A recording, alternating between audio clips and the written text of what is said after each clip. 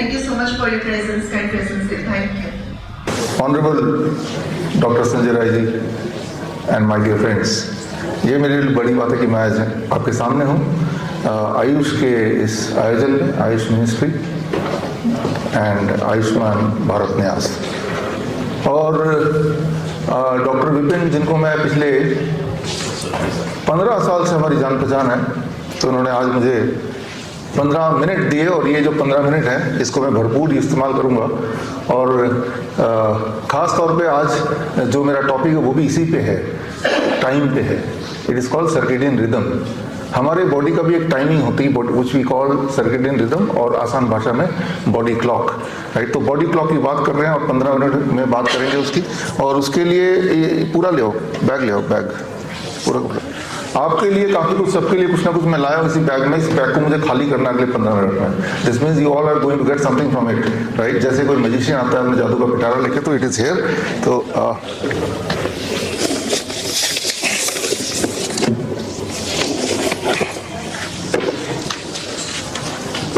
एक मिनट में आपको बता दूं, 2014-15 में I innovated something called DIP diet. किसी ने सुना या इस्तेमाल किया कभी आपने से, है ना। और 2018 में इसके क्लिनिकल ट्रायल हुआ by ministry of AYUSH themselves, और 2020 में उसका रिजल्ट आया, फिर वो गवर्नमेंट की वेबसाइट में है। और डायबिटीज टाइप 1 का भी रिवर्सल हुआ विद दिस DIP डाइट, वो journal of science of healing outcome में है। और दूसरी मेरी जो इनिशिएटिव था द 3 स्टेप फ्लू डाइट, जिससे कोविड बोलते हैं आप लोग, मैं से फ्लू बोलता हूँ। और हमारे 60,000 पेशेंट ठीक हुए। आयुष मिनिस्ट्री ने इस पर ऑब्जर्वेशन स्टडी किया, और उसके बाद उन्होंने माना कि इससे ना तो कोई मरता है, ना ही कोई दवाई की ज़रूरत पड़ती है, and all the people they got cured. That is by Ayush ministry. तीसरा जो एक अभी हमने 2 साल पहले किया, दैट इज़ जो किडनी की डायलिसिस के पेशेंट्स हैं, तो उनकी डायलिसिस छूटी जा सकती है, छूट सकता है। तो थ्रू आ ग्रैड सिस्टम 40 डिग्री टेम्परेचर वाले पानी में अगर उन बिठा दें, तो बॉडी से उसी तरह से क्रेटनाइन बाहर निकलता है जैसे कि आप डायलिसिस मशीन में आप कोशिश करते हैं। इस पे ऑब्जर्वेशन स्टडी हुआ हमारे हॉस्पिटल्स में, 20 हॉस्पिटल्स हैं हिम्स के नाम से। और वो ऑब्जर्वेशन स्टडी में ये देखा गया 75% लोगों के डायलिसिस छूट गई। और वो ऑब्जर्वेशन स्टडी अब एक्सेप्टेंस मिला, that is in international journal of health care management, which is one of the premier peer reviewed journal. तो आज इस मौके को लेते हुए मैं एक चौथी बात आप सबके बीच रखने जा रहा हूँ, and I call it the rabbit tortoise model for cancer cure. कि अगर कैंसर क्योर करना है तो उसका भी एक तरीका हो सकता है, वो बॉडी के टाइमिंग को मैनेज करके। तो उसमें पहले तो आज इस आपके मंच के माध्यम से आप तक पहुंचा रहा हूं, तो उसका एक रिलीज मैं चाह रहा हूं जो मंच पे बैठे उनके माध्यम से हो जाए, और फिर हम अगले 10 मिनट में वो मेथड देखेंगे। मैडम एक रिलीज करना है, निकालो इसको हाँ, ये एक रिलीज मेरे टेक्निक का है। मैं इसको रिलीज करना है। हाँ, खड़े होके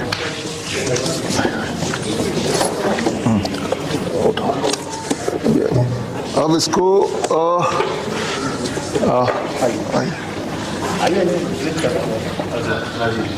उस तरफ आ सकते हैं, उस तरफ उस तरफ। इसको सर ऐसे पकड़ना पड़ेगा, और फिर इसको अगर खोलेंगे तो that will become a release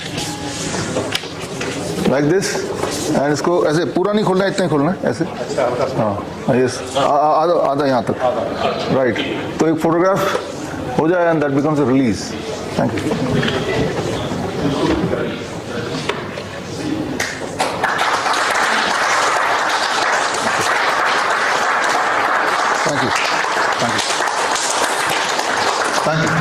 धन्यवाद।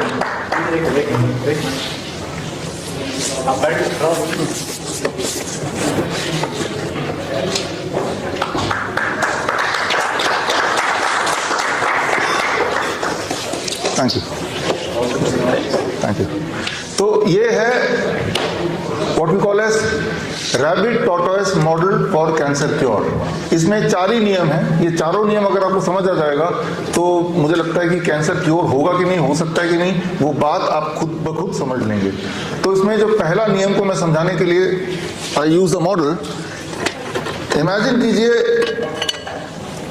ये आपके बॉडी का कोई ना कोई ऑर्गन है, चाहे वो प्रोस्टेट है, चाहे वो ब्रेस्ट है, चाहे वो लंग है, चाहे वो किडनी है, चाहे वो स्टमक है, और आपके ऑर्गन के अंदर कैंसर सेल जो कछुए को, टॉर्टोइज को रिप्रेजेंट करता है, एक तरह का कैंसर सेल रहता है, 2 तरह के कैंसर सेल होते हैं जो कि what is called as medically indolent cancer cells. Indolent cancer cell का मतलब ऐसे कैंसर सेल जो आपके बॉडी में रहते तो हैं लेकिन वो नुकसान नहीं करते, कछुए की तरह चुपचाप बैठे रहते हैं जिंदगी भर। तो अगर वो डिटेक्टेबल अमाउंट में हम सबके बॉडी में 100%, हम सबके जो 40 से ऊपर है जिनकी उम्र, अगर इस वक्त अगर मैं बायोप्सी करूं मेरे थायराइड का या प्रोस्टेट का, तो 100% चांस है, नॉट लेस देन 100% चांस है उसमें कैंसर सेल मिलेंगे, that is indolent cancer cell. ये ब्रेस्ट जिनके वुमेन्स में 40 साल के ऊपर के 40% चांस है इंडोलेंट कैंसर सेल मिलेंगे। This means it appears to be कि ये खतरनाक होकर आगे डैमेज करेगा, लेकिन वो एक्चुअली इंडोलेंट है, मतलब वो हार्मलेस है। तो ये पहला नियम है। पहला नियम ये, मतलब इसका कंक्लूजन ये कि इस वक्त अगर हम सब अपनी बायोप्सी कराएं तो हम सब के अंदर detectable amount of cancer cell, जिसको मेडिकली बोला जाएगा you are fit for treatment, कि अच्छा हुआ पहले पकड़ा गया, राइट, आपको ट्रीटमेंट लेना चाहिए, वो ऐसा ही लगेगा। लेकिन जब 10 minutes, give me 10 minutes, no 10 minutes, मुझे इन्होंने 10 मिनट ही दिया है, 5 मिनट तो निकाल ही दिया मैंने, राइट। उसके बाद आपको सवाल पूछना है, वो नहीं मानना जो मैं बोल रहा हूं, आपको सवाल पूछना है, लेकिन मैं सवाल लास्ट तक रहने दूंगा नहीं, don't worry about it. So that is the rule number 1। And ये सारे के सबूत मैं आपको अभी दे दूंगा, जो इनके पास सबूत है। आई विल गिव यू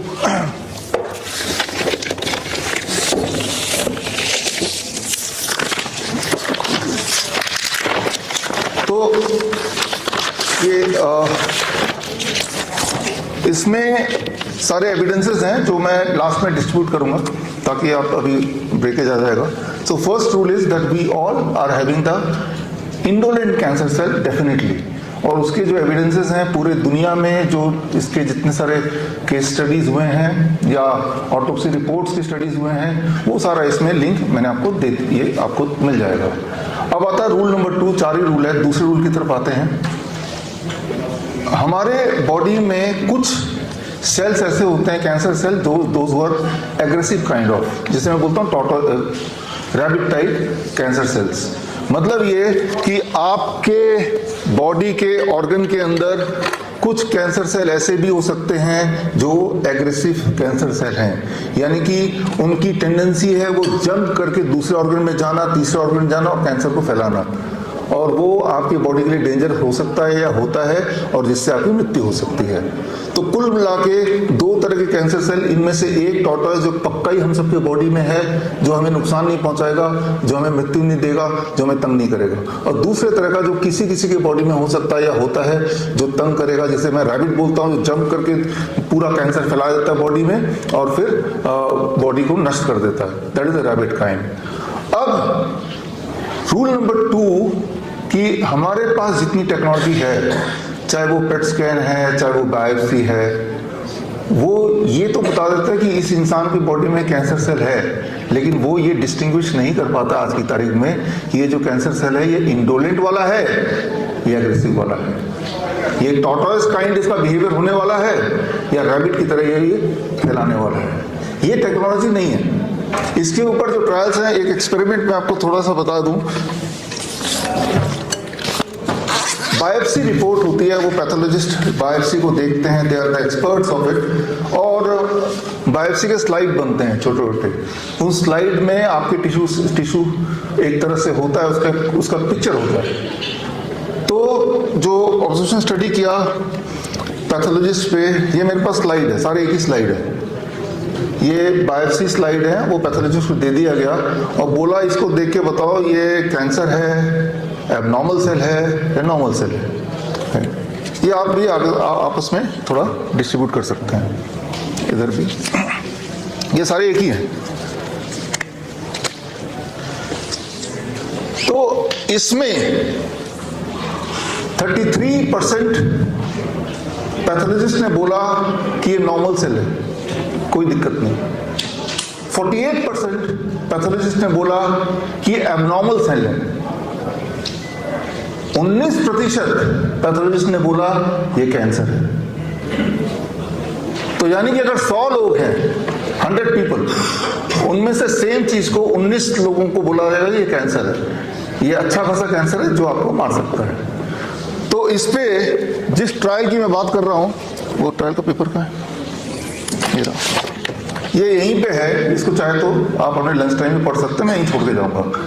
तो इस पे ये देखा गया कि जब भी एक ही तरह का बायोप्सी रिपोर्ट कई सारे पैथोलॉजिस्ट को दिया जाता है, उनका जो इंटरप्रिटेशन है वो अक्सर और हमेशा ही कितने परसेंट, कम से कम 52%, यानी कि कॉइन को टॉस करके बोल देंगे कैंसर है कि नहीं, तो 50% चांसेस तब आप करेक्ट हो भी सकते हैं, नहीं भी हो सकते हैं। यहाँ पे वो 52% है, 50 से भी ज्यादा गलत होने के चांसेस 52%, राइट। तो मतलब ये कि बायोप्सी रिपोर्ट के बाद जो भी लिख के आएगा, जरूर नहीं कि वो आपका भगवान का लिखित कुछ आकाशवाणी, ऐसा नहीं है।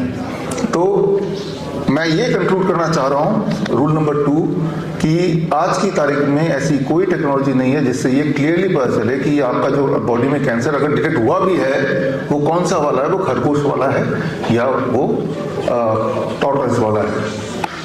अब आता है रूल नंबर 3, ये सबसे महत्वपूर्ण रूल है।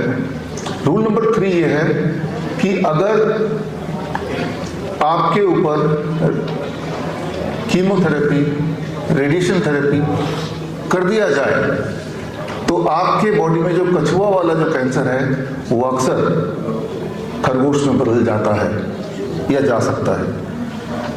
आपके बॉडी के अंदर कीमोथेरेपी या रेडिएशन या सर्जरी या इवन बायोप्सी करते हैं, तो जो कछुआ था वो खरगोश बन जाता है, जा सकता है, जाता है। तो ये इसके जो एविडेंसेस हैं पूरे दुनिया भर के, वो कलेक्ट करके मैंने इस पेज में डाल दिया है। वो आप अभी जो लिंक है, वो लिंक भी अभी बिफोर आई लीव आप क्रॉस चेक कर सकते हैं राइट नाउ। मतलब ये वो जो 19% लोग हैं जिनको बोल दिया गया था ये स्लाइड देख के ये तो कैंसर है, तो वो वाले इंसान तो क्या बोलेंगे, कीमोथेरेपी कराएंगे, रेडिएशन कराएंगे या सर्जरी कराएंगे, ये तीन ही चीज है। और इससे अगर वो कछुआ भी रहता, क्योंकि कछुआ तो है हमारे बॉडी में, तो भी वो फुल ब्लोन कैंसर बन ही जाएगा। आपको इस बात को समझना पड़ेगा, right. So that is the third rule, कि जैसे ही हम रेडिएशन करते हैं, कीमोथेरेपी करते हैं या सर्जरी करते हैं या बायोप्सी करते हैं, बायोप्सी मतलब सिर्फ डायग्नोस्टिक्स की बात कर रहा हूँ, तो उससे भी जो एक कछुआ जो हमारे बॉडी में बैठे हुआ है वो रैबिट में कन्वर्ट हो सकता है, हो जाता है। इसके एम्पल एविडेंस है, वो एविडेंस के लिंक आपको अभी मिल जाएंगे। अब आखिरी रूल बड़ा इंपॉर्टेंट इंटरेस्टिंग है। अभी तक तो था कि कैंसर है क्या, तो आखिरी रूल, अगर आपके बॉडी में खरगोश वाला कैंसर है, मतलब जो डेंजरस है, जो आपको हानि कर रहा है, जैसे ट्यूमरस ग्रोथ हो रहा है, जिससे दर्द ऑलरेडी हो रहा है, जो बॉडी में फैल रहा है, जो कमजोरी ला रहा है, हीमोग्लोबिन को भी कम करते जा रहा है, वीकनेस है आपको, फटीग एक्सेट्रा है, यानी कि ये खरगोश है ऑलरेडी आपके बॉडी में फैल के आपको नुकसान कर रहा है। तो ऐसे में ऐसे कैंसर सेल को अभी नहीं डिस्ट्रीब्यूट करना है, थोड़ी देर बाद, अभी आप कुछ मत कीजिए। सो ऐसे में अगर हम उस पेशेंट का जिसके बॉडी में खरगोश है, यानी कि एग्रेसिव कैंसर सेल है, अगर उस पेशेंट का अगर हम बॉडी क्लॉक को रीसेट कर देते हैं, ठीक कर देते हैं, तो उसका खरगोश कछुए में चेंज हो सकता है। ये नोबेल प्राइज विनिंग साइंस की बात कर रहा हूँ, 2017, मेडिकल भाषा में बोलते हैं सर्केडियन रिदम। हमारे बॉडी की एक सर्केडियन रिदम है, एक बॉडी क्लॉक है, उसे अगर हम ठीक कर दें तो बीमारियां ठीक होने लगती हैं। फिर चाहे वो ब्लड प्रेशर हो, चाहे वो ब्लड शुगर हो, या फॉर दैट मैटर वो एग्रेसिव कैंसर सेल ही क्यों ना हो। तो ये है चौथा रूल। अब चौथे रूल से जिसमें हमारा सारा फोकस और इंटरेस्ट है, जिससे ये पता चलता है कि पॉसिबिलिटी है कि हम फैलने वाले कैंसर को रोक सकते हैं, राइट। इसको समझाने के लिए मैं आपको एक उदाहरण देता हूँ, करना क्या है, कैसे करना है। मान लो मेरे पास बीज है, ये 1889 में स्टीवन पिगट एक सर्जन थे, उन्होंने एक थ्योरी निकाली जो आज भी वो वैलिड है थ्योरी। वो थ्योरी है सीड एंड सॉइल थ्योरी। मेरे पास ये सॉइल है, सीड है, ये बीज है, और मेरे पास ये सॉइल भी है, मिट्टी भी है, खोलो उसको, मिट्टी भी है। बीज को बोलते हैं कैंसर, लेकिन कैंसर फैलेगा कि नहीं फैलेगा, वो सिर्फ बीज उगेगा कि नहीं उगेगा, वो सिर्फ बीज पे निर्भर नहीं करता। वो किस पे निर्भर करेगा? मिट्टी पे भी निर्भर करेगा। तो कैंसर अपने आप में, अगर वो एग्रेसिव वाला भी है, वो फैलने वाला है कि नहीं फैलने वाला है, वो निर्भर करता है कि उसकी सराउंडिंग क्या है। जैसे ये बीज है और ये उपजाऊ मिट्टी है, इसमें अगर ये बीज डालूंगा, ये कैंसर डालूंगा, तो ये कैंसर ग्रो करेगा। लेकिन यही वाली बीज है, ये बीज मैं डालता हूं जो उपजाऊ नहीं है, सॉइल, राइट। इसमें अगर ये बीज डालूंगा तो ये बीज कितना भी कैंसरस क्यों ना हो, कितना भी इसके ये पोटेंट क्यों ना हो, ये नहीं उगेगा। तो थ्योरी ये है कि कैंसर सेल चाहे कितना भी पोटेंट क्यों ना हो, उसको उगाने के लिए, उसको अगर ग्रो कराने के लिए, उसके जो एनवायरमेंट है, सॉइल एंड सीड थ्योरी बोलते हैं इसको, वो भी पोटेंट होना चाहिए। सॉइल का रोल है, यानी कि अगर कैंसर सेल को स्विच ऑफ करना है तो हम उसका एनवायरमेंट को ही अकॉर्डिंगली बदल दें। ये एनवायरमेंट कैसे बदलना है? Here comes rule number 4, that is through correcting the circadian clock, body clock को चेंज करके। तो अब क्विकली अगले 5 मिनट में, माय कंक्लूडिंग 5 मिनट्स, मैं ये बताऊंगा कि बॉडी क्लॉक को कैसे बदल सकते हैं, हम अपने हॉस्पिटल में कैसे बदलते हैं। हमारे 20 हॉस्पिटल हैं पूरे देश में इस वक्त, HIIMS hospital, institute of integrated medical sciences. हमारे हॉस्पिटल में भी कैंसर पेशेंट आते हैं, करीब 20% of the patient are cancer patients. तो हम उनको कीमोथेरेपी से मना करते हैं, हम उनको रेडिएशन से मना करते हैं। अधिकतर तो वो आते हैं जो ऑलरेडी ये करा चुके होते हैं, लेकिन आगे ना कराएं, हम यही बोलते हैं। इस मंथ से भी ये बोल रहा हूँ, क्योंकि हम जब रेडिएशन करते हैं, कीमोथेरेपी करते हैं, ऑल एविडेंसेस जो मैं इसमें डाल दिया है लिंक में, तो वो यही कहते हैं कि वो कैंसर को फैलाने का काम करता है। मतलब वो जो सॉइल है, सॉइल को फर्टाइल बना देता है, ग्राउंड बना देता है, ताकि कैंसर फैले। तो हम क्या करते हैं, हम सिर्फ उनके सर्केडियन क्लॉक को ठीक करते हैं। अब सर्केडियन क्लॉक को कैसे ठीक करेंगे? सर्केडियन क्लॉक को ठीक करने के 7 स्टेप्स हैं, उनमें से 2-3 स्टेप या 4 स्टेप अभी आप सीख सकते हैं 1-2 मिनट में। पहला स्टेप जो कि बहुत ही सिंपल है, और वो स्टेप है जीरो वोल्टेज। आपकी बॉडी जब जीरो वोल्टेज पे होती है, उस वक्त आपकी इम्यूनिटी सबसे स्ट्रांग होती है, और उस वक्त आपके बॉडी का जो सॉइल है, जो कैंसर सेल को घेरे हुए है, वो बिल्कुल भी उपजाऊ नहीं होती उस कैंसर सेल के लिए, जब भी आपकी बॉडी जीरो वोल्टेज पे होती है। आपकी बॉडी इस वक्त कितने वोल्टेज में, अगर आप देखना चाहते हैं तो मैं वोल्ट मीटर भी साथ में लाया हूं, वो एक्स्ट्रा टाइम पे हम देख सकते हैं, राइट। तो इस वक्त इस वोल्ट मीटर से मैं अगर चेक करूं आपका या मेरा, तो we have certain voltage in the body. जब भी बॉडी में कुछ वोल्टेज होगी तो वो कैंसर सेल के लिए फर्टाइल ग्राउंड होगा, राइट। तो अगर तो कैंसर सेल एग्रेसिव वाला है तो वो ग्रो करेगा। तो हमें सिर्फ इतना करना है कि हमारा पहला स्टेप कि अपने बॉडी के वोल्टेज को जीरो कर देना है। अच्छा, बॉडी के वोल्टेज को जीरो कैसे करना है, ये मैं थोड़ा, हम अपने हॉस्पिटल में कैसे करते हैं वो मैं थोड़ा आपको समझा देता हूं। अब देखिए, ये ईसीजी तार है जो आपने देखा, ऐसा ये कोई अनोखी चीज नहीं है।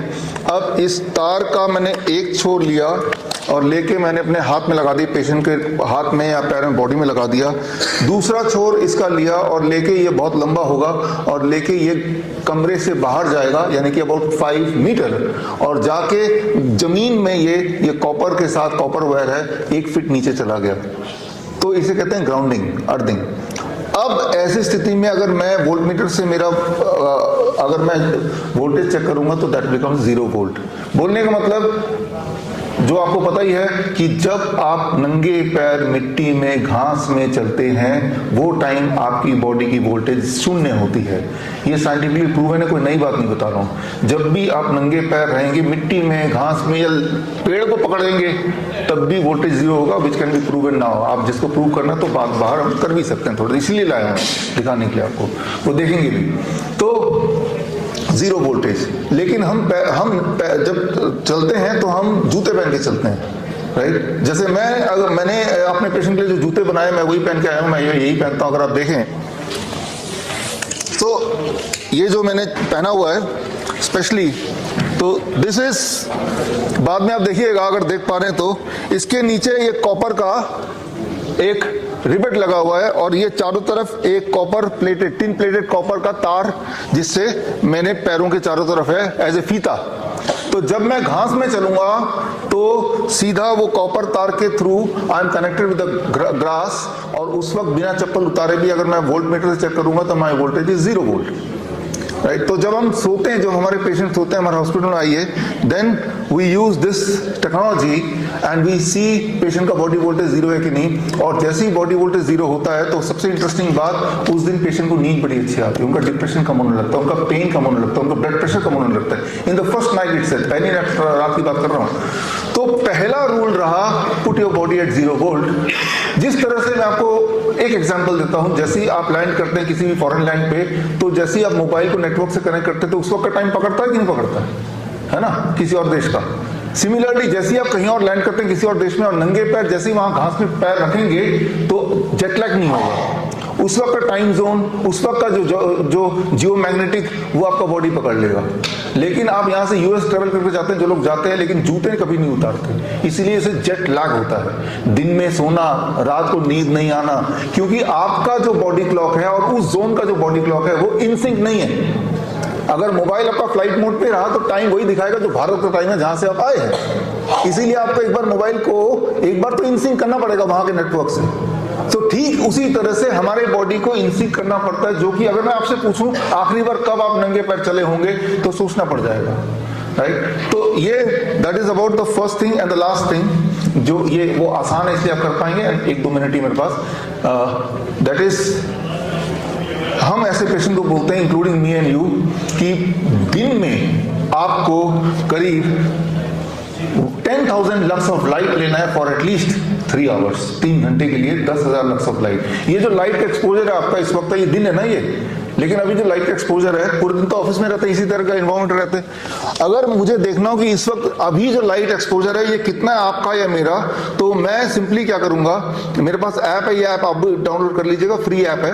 तो लाइट मीटर बोल सकते हैं, लक्स मीटर बोल सकते हैं। अभी जो लाइट है यहाँ पे दैट इज 300 लक्स, 300 लक्स, जबकि सर्केडियन क्लॉक को ठीक करने के लिए दिन में कितना लक्स लेना चाहिए, अकॉर्डिंग टू 10,000 लक्स। अब 10,000 लक्स के लिए क्या करना पड़ेगा, सिंपली आप जैसे ही बाहर जाएंगे, 10,000 तो क्या बाहर का भी ये ऐप से देखेंगे तो 1 लाख लक्स अभी मिल जाएगा बाहर जाते ही, 1 लाख। कहाँ तो ये 300 है, कहाँ बाहर जाते ही 1 लाख है, मिनिमम 10,000। सो जैसे ही हम अपने बॉडी का लाइट एक्सपोजर दिन में 10,000 लक्स से ज्यादा कर देते हैं तो हमारा बॉडी क्लॉक ठीक होने लगता है। बॉडी क्लॉक जैसे ही ठीक होगा, वो जो सॉइल है, वो सॉइल कैंसर सेल के लिए फर्टिलिटी उसकी कम होने लगती है। और वो कैंसर सेल कितना भी कैंसरस क्यों ना हो, आपको पता है ये बीज कितना भी ज्यादा पोटेंट क्यों ना हो, अगर सॉइल ठीक नहीं होगा तो वो उग नहीं सकता, उगेगा नहीं वो। रात को जब सूरज ढल जाए उस वक्त जो लक्स ऑफ लाइट आपके बॉडी में आनी चाहिए that is 50 lux, not more than that, candle light. आज से 2.5 लाख साल पहले जब आग का आविष्कार नहीं हुआ था, तब लाइट के लिए human body, for that matter any animal, were dependent only on sun. तो वो एक रिदम जो बना हुआ है, वो रिदम अब हमने बिगाड़ दिया, क्योंकि रात को ही हम फेसबुक देखते हैं, राइट, मैक्सिमम लाइट एक्सपोजर, और दिन में हम ऐसे ग्लूमी एनवायरनमेंट में काम करते हैं। तो सर्केडियन क्लॉक जैसे ही बिगड़ा, this becomes fertile, right. So and the last what we do in our hospital that is the DIP diet, the kind of diet जो हम ऑलरेडी बोलते आए हैं। तो खैर, अब आप आज के बाद क्या करेंगे, जो मैंने बताया उसकी आगे की कड़ी के लिए वो किताब की कॉपी है आप सबके लिए, सर्केडियन क्लॉक को कैसे ठीक करना है, दिस बुक, ये एक कॉपी आपको मिल जाएगा।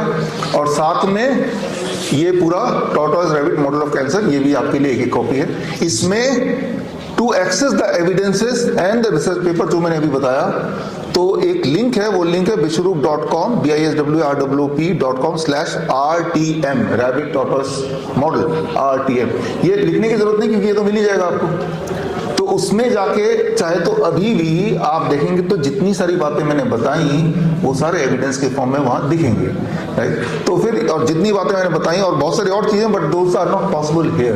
तो खैर, मैं उम्मीद करता हूं कि ये थोड़ा बहुत आप अपने लाइफ में, जरूरी नहीं कि कैंसर हो जाए तभी अप्लाई करना है सब, जैसे हम अपना बॉडी क्लॉक को ठीक करने लगते हैं, जो ब्लड शुगर है, ब्लड प्रेशर है, नींद ना आना है, डिप्रेशन है, एंजाइटी है, वेट मैनेजमेंट है, सारी चीज अपने जगह पे it falls right in place, right. तो हम अपने हॉस्पिटल में कैसे करते हैं, आप अपने घर में कैसे कर सकते हैं, कैंसर पेशेंट के लिए कैसे होगा।